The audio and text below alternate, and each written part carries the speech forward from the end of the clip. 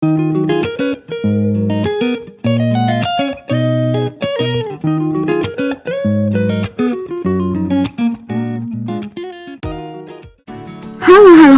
ketemu lagi di channel Helen Rumiris.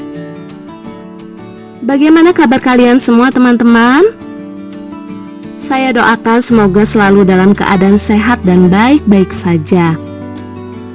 Oke, bagi kalian yang sudah tidak sabar menunggu kelanjutan novel Ketik Ketuk Kutuk, silakan dibaca dan dinikmati video kali ini. Lanjutan dari bab pertama, Miss Jutek pecah telur, part kedua. Wah, lega. Akhirnya selesai juga ujiannya. Seru Raca setelah Bu Wisma, guru akuntansi, keluar dari ruang kelas. Seneng banget, Cak. Lu bisa ya ngerjain semua soalnya? Tanya Kinsey dengan muka cemberut. Kinsey dan Raca memang duduk di kelas yang sama, satu meja pula. Gak juga. Ada beberapa pernyataan transaksi yang bikin gue bingung. So, gue buat jurnalnya asal-asalan aja deh. Daripada gak ada isi. Lo sendiri bisa? Gak jauh beda sama lu. Kinsey tampak lesu memandang ke arah teman-teman lain yang sedang sibuk mencocokkan jawaban mereka. Udahlah sih, gak perlu dipikirin. Yang penting kan kita udah berusaha. Kedepannya kita belajar lebih giat lagi. Kinsey tetap diam. Dia malah menundukkan muka dan mulai menangis. Loh, kok jadi nangis? Raca mengusap-ngusap punggung Kinsey sambil kebingungan. Ia takut sudah mengeluarkan kata-kata yang tidak tepat bagi sahabatnya itu. Lama Kinsey baru menjawab. Cak, kenapa sih melatih diri untuk nggak nyontek itu susah banget? Lu tahu kan, sebulan belakangan ini gue selalu berusaha untuk ngerjain sendiri soal-soal ujian. Tapi selalu nggak bisa. Ada aja pertanyaan yang nggak bisa gue jawab. Raca menarik napas panjang, merasa lega setelah mengetahui bahwa bukan dirinya yang menyebabkan Kinsey menangis. Awal-awal memang gitu sih, pasti berat banget. Tapi lama-lama gue yakin lu pasti bisa kok. Segala sesuatu di dunia ini kan butuh proses, gak ada yang instan. Anak kecil aja sebelum bisa jalan harus merangkak dulu, terus merembet, belum lagi kalau harus jatuh berkali-kali.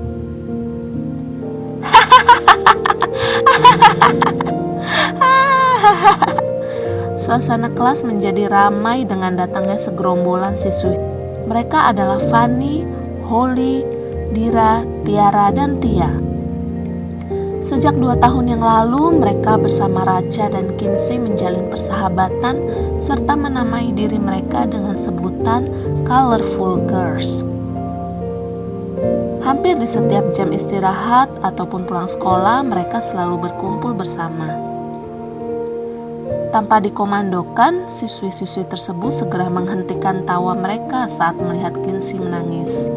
Cepat-cepat mereka mengelilingi Kinsey dan Raca. Lu kenapa sih? Tanya Tia sambil membungkukkan badannya di depan bangku Kinsey. Tubuhnya yang bongsor semakin terlihat besar dengan posisi itu. Kinsey cepat-cepat menyeka air matanya dengan tisu di sakunya, lalu tersenyum lebar. Enggak apa-apa kok. Fanny, Holly, Dira, Tiara, dan Tia saling berpandangan heran. Tiara menyikut Raca sambil menaikkan alisnya. Raca mengangguk, memberi kode kalau Kinsey baik-baik saja, tidak ada yang perlu dikhawatirkan. Semua diam, tak ada yang bergeming. Mereka masih memusatkan perhatian ke Kinsey. Udah jangan ngeliatin gue kayak gitu. Gue gak kenapa-napa. Tadi cuman ada trouble sedikit. Kita ke kantin aja yuk. Kinsey menarik tangan Tia supaya sahabat-sahabatnya yang lain mengikuti mereka dari belakang.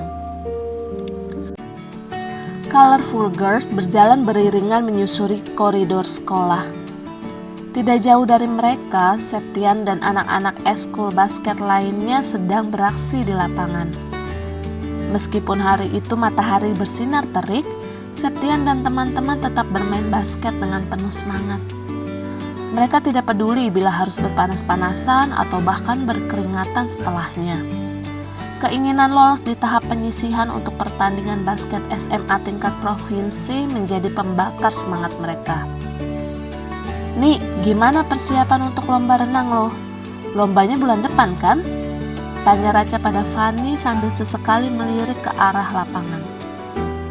"Sebenarnya bulan depan belum lomba, baru penentuan siapa yang akan mewakili Jakarta Selatan. Kira-kira gue bakal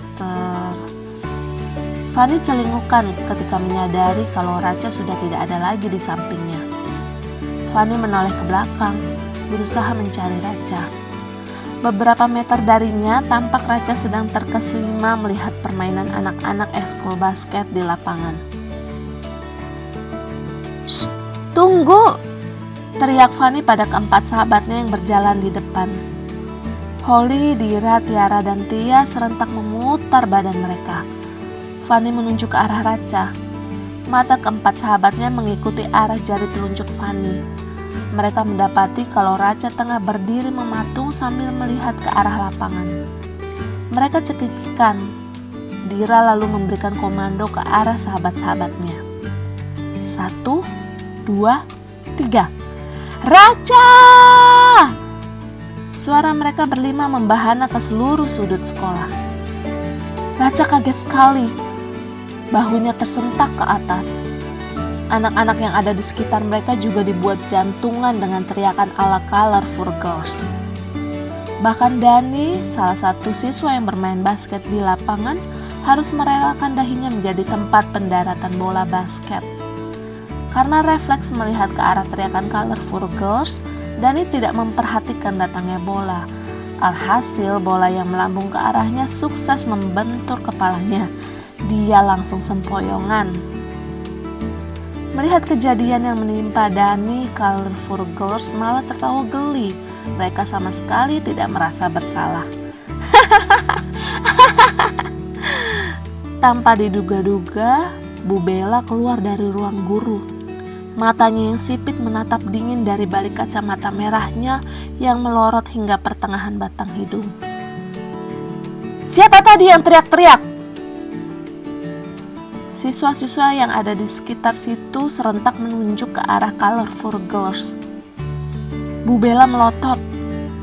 Fanny, Holly, Dira, Tiara, Kinsey, dan Tia langsung berlari sekuat tenaga. Raca ikut-ikutan berlari karena bingung harus berbuat apa. Ia takut kena omelan Bu Bella, guru paling killer di SMA Kasih Violet. Dalam hitungan detik, Raca berhasil menyusul sahabat-sahabatnya. Kabur! Sepanjang sisa hari itu, Colorful Girls selalu tampak berhati-hati kemanapun mereka pergi. Mata mereka sangat awas memperhatikan sekeliling, takut bertemu dengan Bu Bella. Tamatlah dunia kalau sudah tertangkap olehnya. Omelan dan hukuman tegas pasti akan mereka terima. Beruntung mereka bisa meloloskan diri dari incaran Bu Bella sampai bel pulang sekolah berbunyi. Tet, tet, tet. Lega. Selamat kita, ujar Dira begitu Colorful Girls berkumpul di depan gerbang sekolah. Dia merapikan rambut hitamnya yang lurus terurai sepanjang pinggang. Dimanapun dan kapanpun dia berprinsip harus terlihat rapi dan modis. Tidak terhitung berapa kali dalam sehari dia merapikan rambut dan seragamnya. "Iya, selamat. Pokoknya gue gak akan pernah lagi teriak-teriak di depan ruang guru. Kapok," tambah Tia. Meskipun paling tomboy dan berbadan besar di antara Colorful Girls, Tia rupanya gentar juga kalau harus berhadapan dengan Bu Bella. Udah, nanti aja ngebahas tentang Bu Bella. Kita harus cepat-cepat menjauh dari sekolah. Nanti kalau ketemu Bu Bella bisa bahaya. Tiara mengingatkan teman-temannya. Lantas Colorful Girls pun mempercepat langkah mereka menuju rumah Tiara. Rumah Tiara paling sering dijadikan base camp Colorful Girls. Selain karena jaraknya paling dekat dengan SMA Kasih Violet, keluarga Tiara pun sangat welcome dengan Colorful Girls. Ibu Tiara senang sekali bila sahabat-sahabat Tiara datang. Maklumlah, Tiara adalah anak tunggal di keluarganya. Jadi ibu Tiara selalu menganggap kedatangan Colorful Girls sebagai penghidup suasana rumah yang selalu sepi. Kali ini Colorful Girls berkumpul tanpa kepentingan. Mereka ingin melepas lelah karena minggu ini padat dengan ujian harian. Apa yang mereka lakukan pun sangat bervariasi sesuai kegemaran masing-masing. Racha tidur-tiduran sambil membaca novel, Fanny menonton TV, Holly membaca komik, Kinsey mendengarkan lagu, Tiara browsing gerakan modern dance di YouTube, Tiara berdandan di depan kaca, dan Tia bermain gitar. Seneng deh kalau lagi ngumpul kayak gini. Kalau ketemu di sekolah aja gak puas, cuman sebentar, ujar Dira. Betul, balas Tia. Ya, Fanny mengeluh. Kenapa lu? Tanya Racha keheranan. Tuh, sinetronnya bersambung, padahal lagi seru, sahut Fanny sambil mematikan TV dengan remote. Buset, kirain kenapa? Tapi seru banget ya waktu kita dikejar-kejar Bu Bella tadi, celetuk Tiara sambil menirukan gerakan tarian di YouTube. Rambut bobnya terkibas seiring hentakan badannya. Tawa mereka meledak.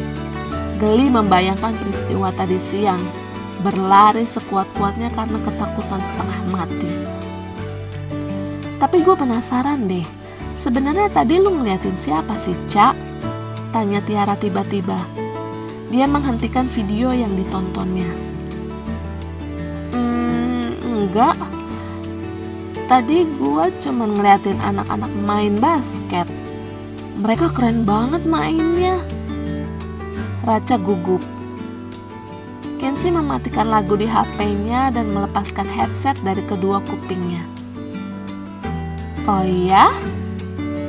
Tapi ngapain lu ngeliatin cowok-cowok, Miss Jutek? Mimik muka Racha berubah panik. Gua gak bohong. Gua cuma nontonin anak-anak basket.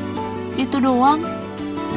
Kinsey beranjak dari tempat duduknya, berjalan ke arah jendela, mendorong kaca jendela ke arah luar, dan duduk di tepi jendela.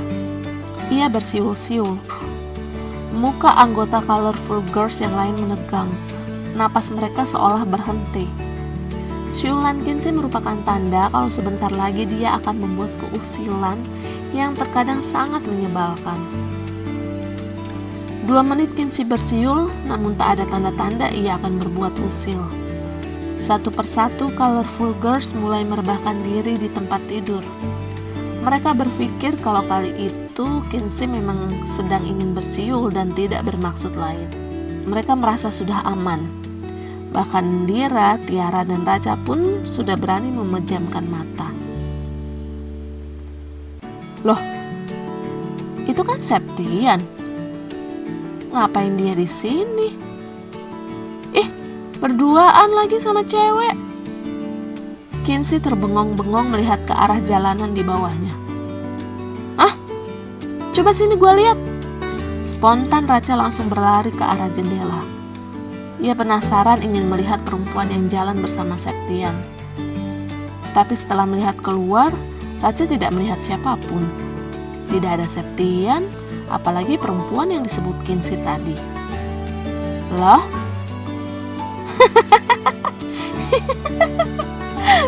Kinsey tertawa terpingkal-pingkal sambil memegang perutnya. Lesung pipinya terlihat semakin mencekung ke dalam. Kinsey, iseng! Racha sewot. Fanny, Holly, Dira, Tia, dan Tiara kompak memberondong Racha dengan pertanyaan. Lu suka sama Septian? Racha bungkam. Ia tidak mampu memberikan jawaban. Percuma membela diri, sahabat-sahabatnya pasti tidak akan percaya. Mereka tahu kapan ia berbohong dan kapan ia jujur.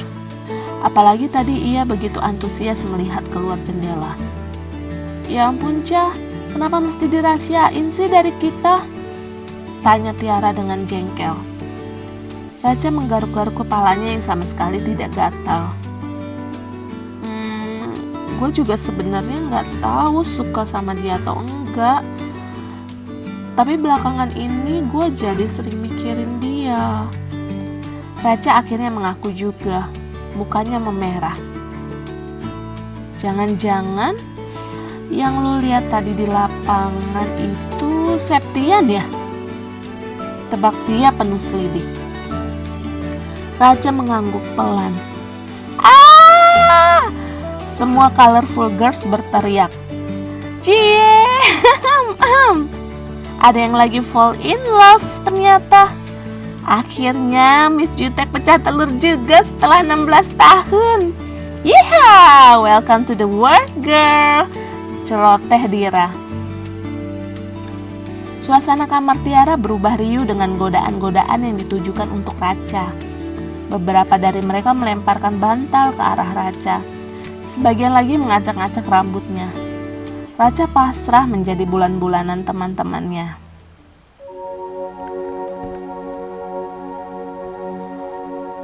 Setitik cahaya samar-samar tampak menerangi ruangan, memberi harapan akan datangnya warna-warni. Tapi aku takut memandang sekitar bila sinar itu benar-benar berkuasa. Aku takut kalau angan-angan tak seindah harapan. Namun tetap saja aku tak bisa melepaskan diri dari pusaran. Semakin berusaha, aku semakin terseret. Jauh, jauh, sampai aku tak dapat kembali.